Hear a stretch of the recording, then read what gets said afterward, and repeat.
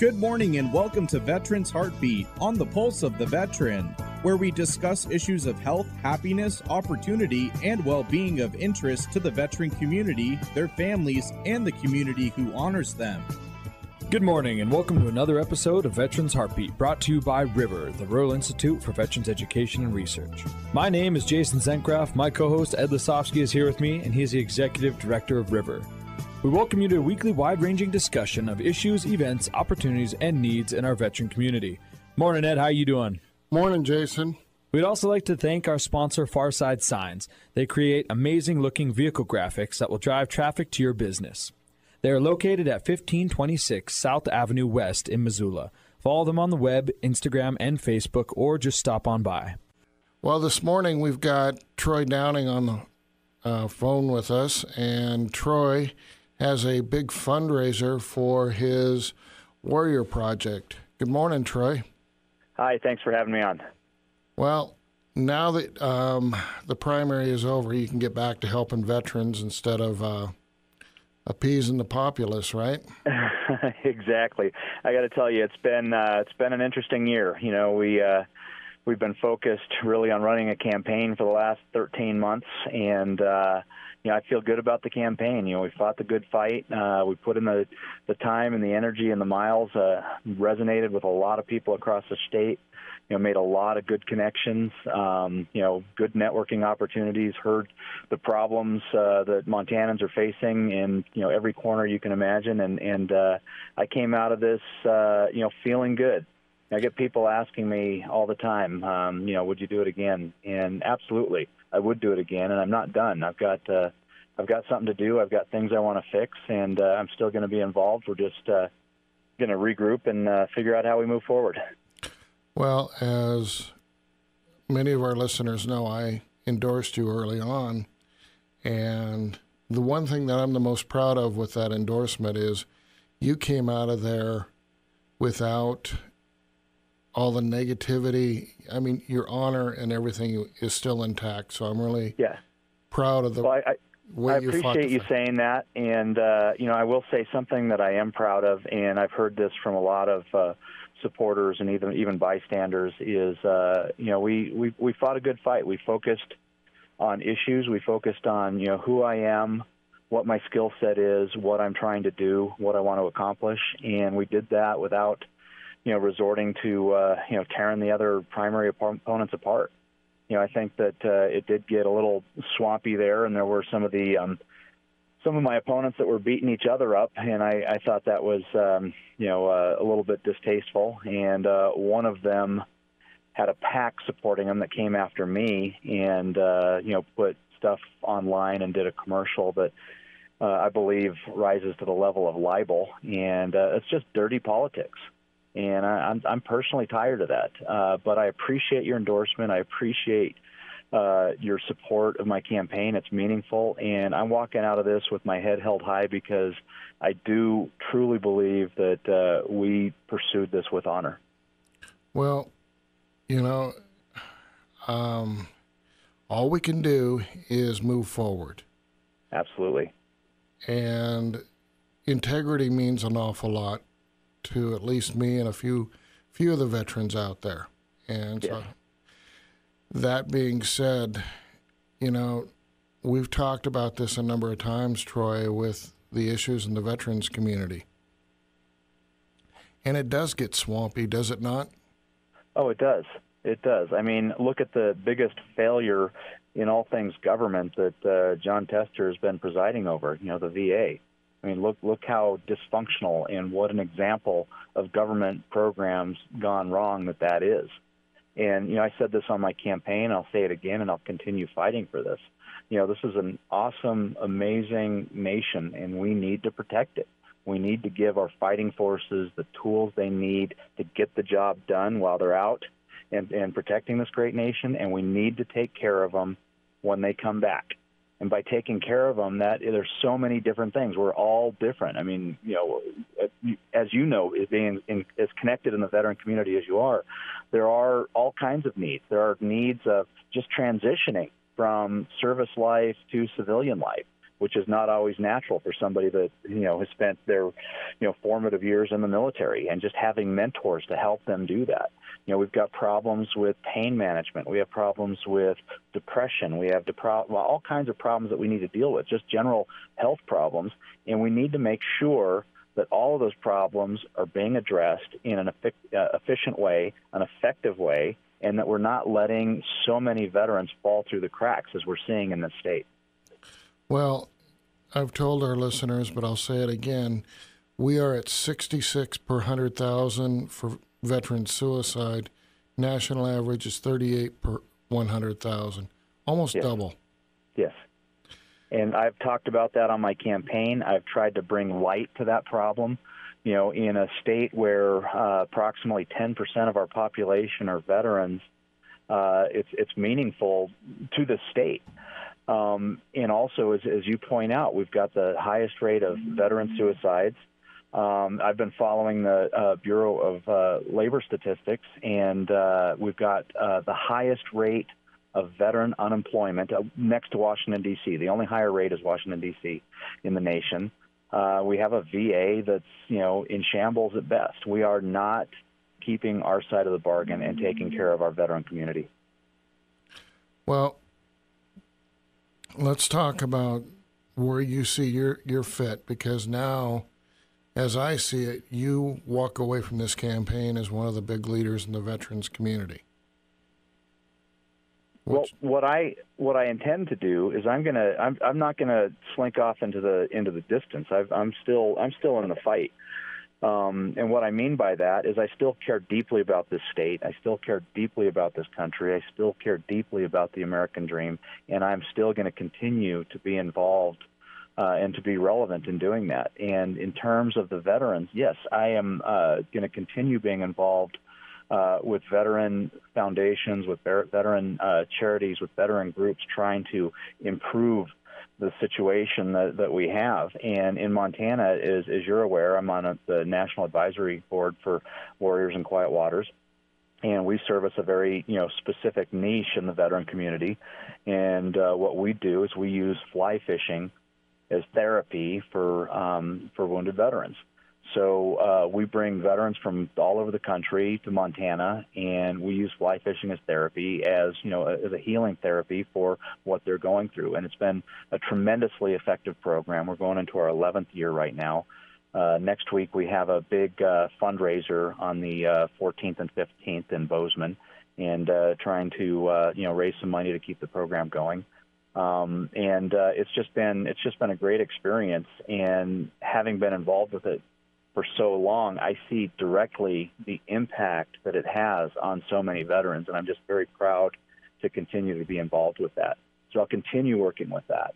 I'll continue working with Veterati, which is a national program where we take business leaders from all over the country and we pair them up with transitioning servicemen and women to help mentor them moving from military life into civilian life. And a lot of that is advice on how to start a business, how to be successful, how to be an entrepreneur, how to choose a career path after your military career. And obviously that is serving a very special needs group right there, because a lot of people are coming out of there knowing nothing but military life, and having some mentorship in knowing what's next, or what to expect, or even how to start, I think is tremendously valuable. Another one that I'm very excited that has moved into the Bozeman area is Bunker Labs, and I've been to a couple of their events. I spoke at one of their first ones last year, and was also at their grand opening a couple of weeks ago. And Bunker Labs is out here basically helping incubate veteran-started companies in Montana. Well, I mean, it's a national group, but we now have a chapter in Bozeman helping Montana veterans. So I'm going to continue evaluating programs and being involved in programs where we can improve situations, or just have some direction to help our veterans in the state. And I'll continue doing that. And the other thing that I would very much like to do is get a very strong hand on what is happening, what's falling apart, in the VA in this state, and start lobbying and on behalf of our veteran community and start fixing the problems. Because as you've heard, because you're in the trenches, as much as I am, there's just horror stories about veterans in this state trying to get service, or even having to travel tremendous amount of times to be seen. Or, like the story I told you, I think on one of the shows you had me on before, of, I've got in my VFW post here in Belgrade, there's one of the members was telling me that he had an eye exam that he got scheduled through the VA, and they made an appointment for him in San Francisco. He lives in Belgrade, Montana. It makes no sense. The system is broken. And as I said on my campaign trail, and as I'll continue saying and continue fighting for, is we need to have accountability in the VA. We do not have accountability. We have a broken system, and it needs our attention because we need to start taking care of our veterans. How much do you know about the history of the VA? I know a bit. What in particular are you asking about? I think it was the first secretary of the VA. I still laugh at this story. He went to jail because he bought for the VA enough floor wax to cover the state of Pennsylvania 3 times over at triple the price of the floor wax. Huh. And I was not aware of that. Yeah, it's a kind of an interesting old story. I think the president at the time was his poker buddy, and I guess the two of them got into a fist fight in the Oval Office. Huh. Anyway, yeah, I was not aware of that. But it started out broken, is what I'm saying. Yeah, well, it is. And then even the attempts of replacing, from the top down, I can't tell you how disappointed I was in Tester basically using, unsubstantiated claims to bring down Rear Admiral Jackson. I thought that was, just horrible, dirty politics. I'm not saying he was the right guy for the job or the wrong guy for the job, but we never had the opportunity to have him sit and answer the hard questions and vet him. And I'm just, so upset that happened. But we need to find somebody to head it, and we need to find somebody that's willing to clean house and willing to start putting ownership and accountability throughout the system, so that we don't have the horror stories like we've been talking about. Or even the last time I saw you in Missoula, and we'd gone over the numbers for appointments in the Missoula area, and there were 5,105 appointments over a 30-year period with 2 doctors. 30 days. I thought that's what I said. In a 30-day period, and you cannot, with two physicians, and I heard that one was a PA, but you cannot do any kind of justice to seeing over 5,000 veterans in that short of a period with only 2 people. It's just not reasonable. And it comes down to another big problem that I see, is when you can't give the time and effort and level of service that is required because you have so many people to see, you start resorting to shortcuts. And one of the shortcuts that I think is particularly disturbing is just handing out medication. And rather than dealing with the human, we're dealing with chemistry. And we're seeing so many veterans being treated with SSRIs, with antidepressants, with Wellbutrin, with Paxil, with Xanax, with all this stuff that creates these lifetime victims. And also with pain management, we're just handing out opioids, and again, creating lifetime victims. And that is what happens when you have so many people coming through the system and not enough people in the system to actually give them what they deserve. Is they take shortcuts, and the easiest shortcut is chemistry. And we are doing a tremendous disservice by using chemistry to fix problems. Well, your program where you're using peer-to-peer support, that's where I think the sweet spot of fixing this problem is. Oh, absolutely.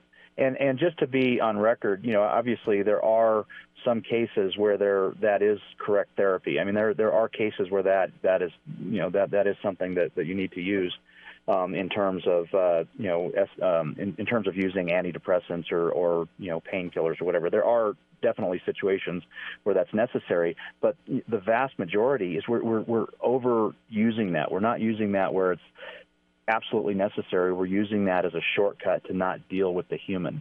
And one of the things that we see in our program here in Bozeman is we start using, we call it our alumni program. We start using veterans who have gone through the program to come back and be volunteer companions for the next group coming through.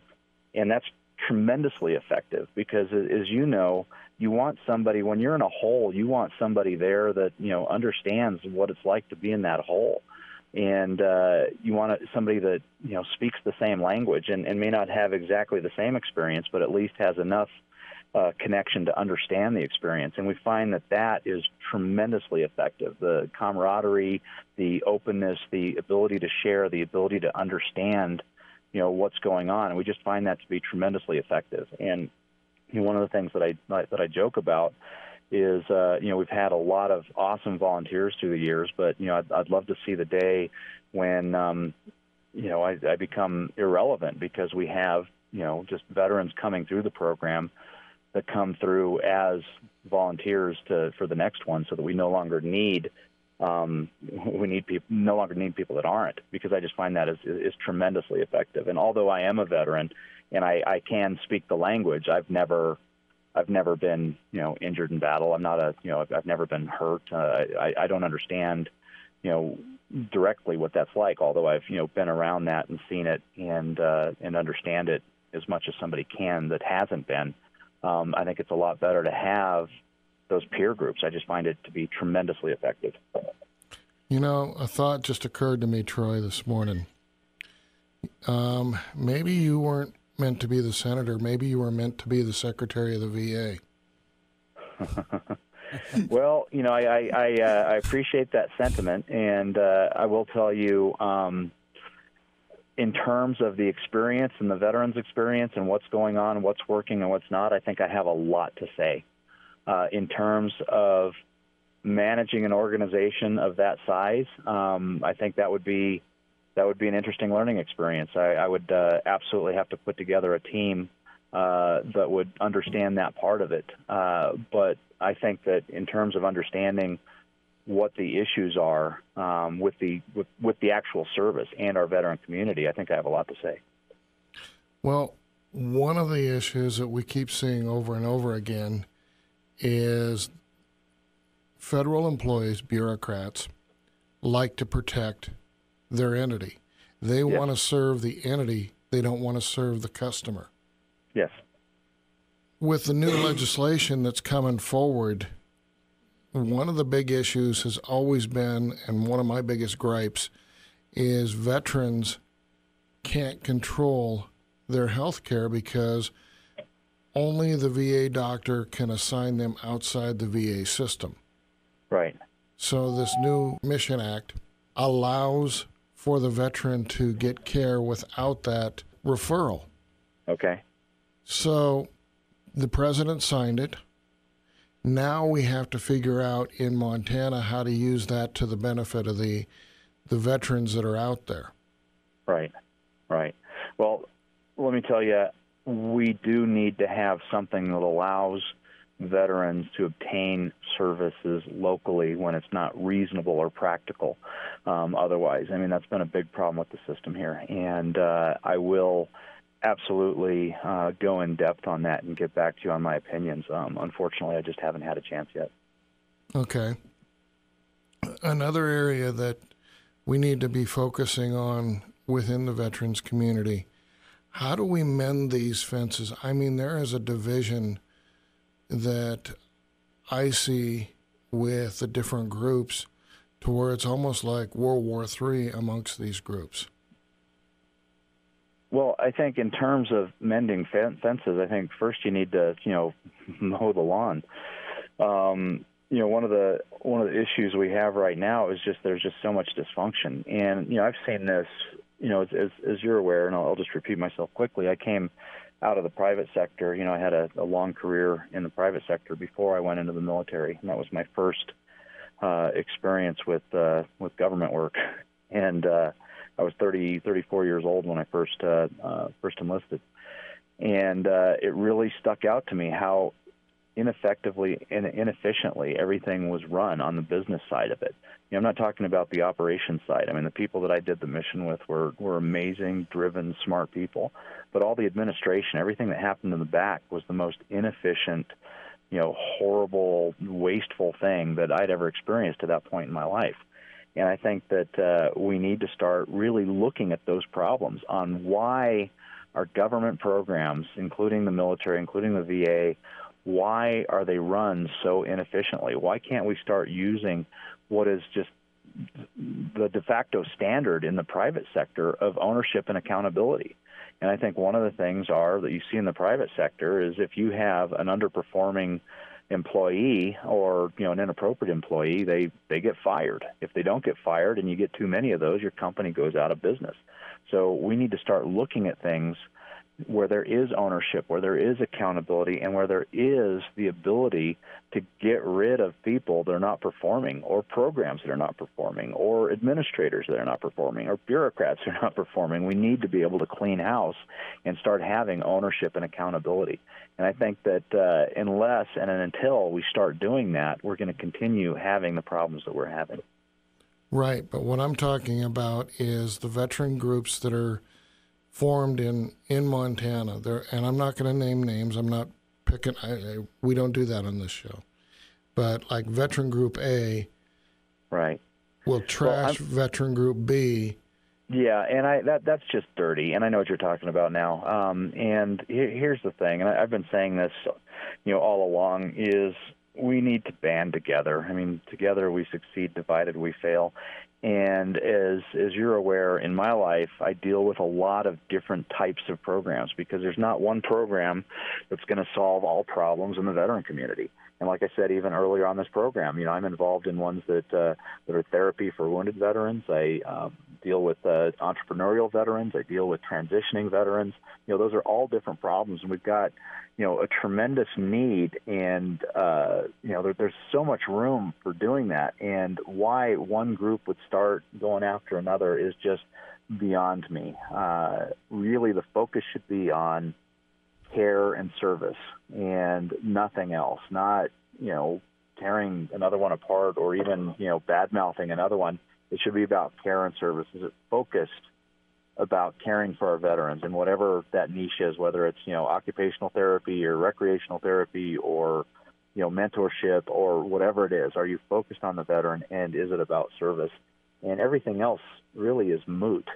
And I think that if we continue focusing on that rather than why this one's better than that one, I think we start to create more and more options for our veteran community, which really floats all boats. And I think that we just need to focus on that. And just to put things kind of in perspective, with my recent journey, I mean, that's exactly what I did. I didn't focus on what was wrong with my other candidates. I focused on who I was and what I was trying to do. And I think that that did well for me. I think that it turned a lot of heads. It made a lot of people think, and it planted that seed of a way of doing something honorably. And I think that in terms of dealing with those kinds of issues, I think everybody needs to just focus on who they are, what they're trying to do, not just people, but these organizations as well, because everything else is moot. Let's focus on service. Let's focus on the veterans and, not on tearing down, but on building up. Well, it's been a good morning this morning with you, Troy. I appreciate you. We're going to be coming down and seeing you sometime this week. Appreciate it. And I appreciate what you did. You stuck your neck out, and I appreciate it. So. Well, great. Well, thanks. Yes, I'm around. I look forward to sitting down in person. I am very appreciative. I thank you for having me on your show. And anytime, just let me know. I'm happy to be on it. All right. Thank you, Troy. So thank you very much for listening to Veterans Heartbeat. We'd not be able to bring it to you without all the support of the listeners. And thank you again to Farside Signs for sponsoring the show. If you do need a unique vehicle design, swing on by and check them out. Also, thank you to our main sponsor, River. River has an array of services such as veterans-focused education, a vestibular disorder clinic, and now non-pharmaceutical treatments for pain, anxiety, and depression. Check them out on Facebook or on the web at riverofchange.org. Lastly, we'd like to show our appreciation to all of our veterans. Thank you for serving our country and keeping it safe.